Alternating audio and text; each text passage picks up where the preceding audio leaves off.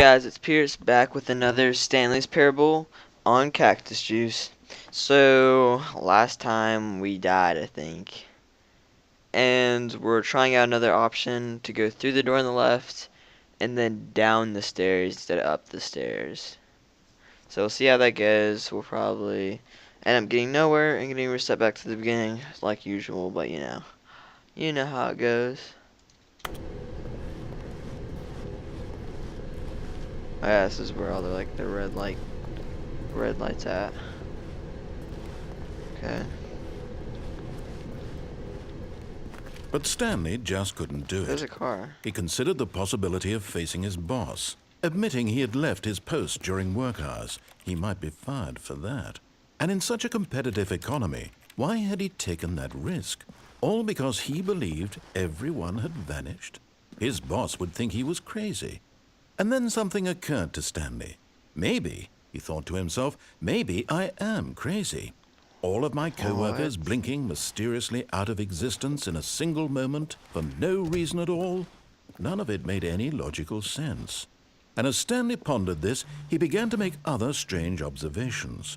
For example, why couldn't he see his feet when he looked down? What? Why did doors close automatically behind him wherever he went? Yes. And for that matter, these... Yeah, this is really messing with my mind. Holy crap. Oh my gosh. rooms were starting to look pretty familiar. Were they simply repeating? No, Stanley said to himself, this is all too strange. This can't be real. And at last, he came to the conclusion that had been on the tip of his tongue. He just hadn't found the words for it. I'm dreaming, he yelled. This is all a dream. Oh, what a relief Stanley felt to have finally found an answer, an explanation. His co-workers weren't actually gone. He wasn't going to lose his job. He wasn't crazy after all. And he thought to himself, I suppose I'll wake up soon. I'll have to go back to my boring real-life job pushing buttons. I may as well enjoy this while I'm still lucid. So, he imagined himself flying and began to gently float above the ground. Then he imagined himself soaring through space on a magical starfield, and it too appeared. It was so much fun, and Stanley marveled that he had still not woken up. How was he remaining so lucid? And then perhaps the strangest question of them all entered Stanley's head. One he was amazed he hadn't asked himself sooner. Why is there a voice in my head dictating everything that I'm doing and thinking? Now the voice was describing itself being considered by Stanley, who found it particularly strange. I'm dreaming about a voice describing me, thinking about how it's describing my thoughts, he thought. And while he thought it all very odd and wondered if this voice spoke to all people in their dreams, the truth was that, of course, this was not a dream. How could it be? Was Stanley simply deceiving himself, believing that if he's asleep, he doesn't have to take responsibility for himself?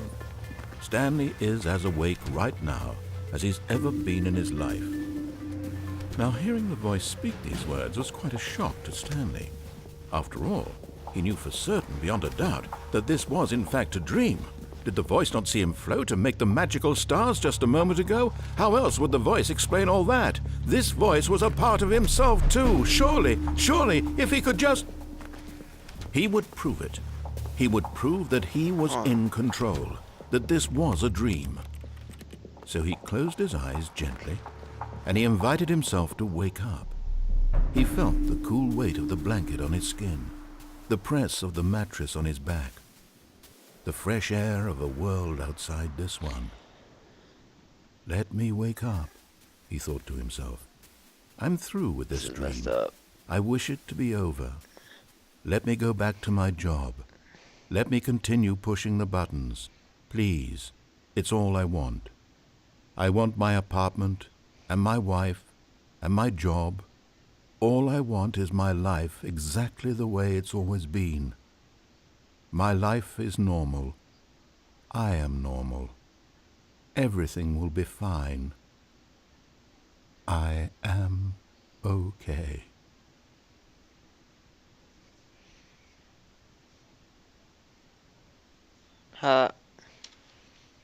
Stanley began screaming. Please, someone, wake me up. My name is Stanley. I have a boss. I have an office. I am real. Please, just someone tell me I am real. I must be real. I must be. Can anyone hear my voice? Who am I? Who am I? And everything went black.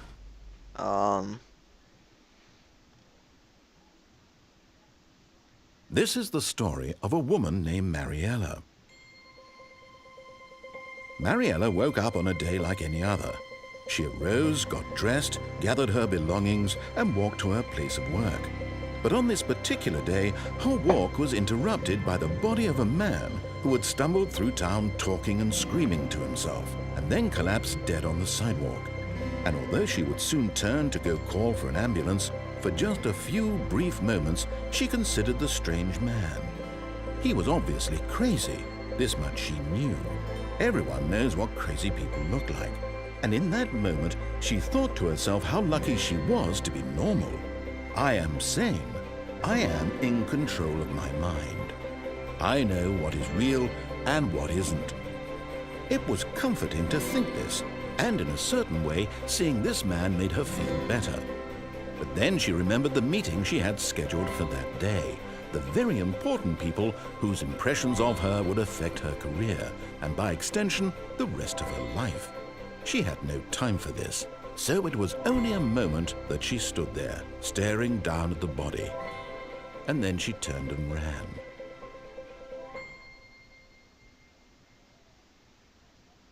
Yo. This is messed up. You gotta be kidding me. Was that me who A died? soft wind blew outside and perhaps rain started, and if it did, it stopped shortly after. Stanley hoped that he would one day see weather. I got feet though. That door didn't close. That door didn't close. That door didn't close. When Stanley came to a set of 2 open doors, he entered the door on his Okay, left. which way did we go? We've been through the mind control place that takes us to a fake wonderland. We've been downstairs. We've been through the escape that kills us. We've been to the right. This was not the correct All way the to the way. meeting room, and Stanley knew it perfectly well. And to the Perhaps further he wanted door. to stop by the employee lounge first, just to admire it. Why do we admire Wow. this? Yes, this room. But eager to get back to business, Stanley took the first open door on his left. Okay. See, we went that way over there. And I forgot what happened. What happened over there? I can't remember. It was like in episode 1, no 2, no 1, no 2. I don't know. This is episode 4.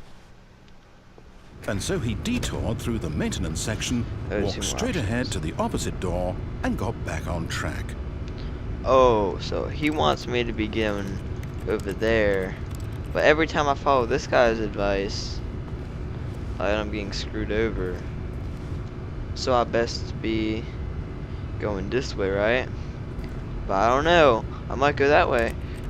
You guys will have to find out. This is the end of the episode, episode 4.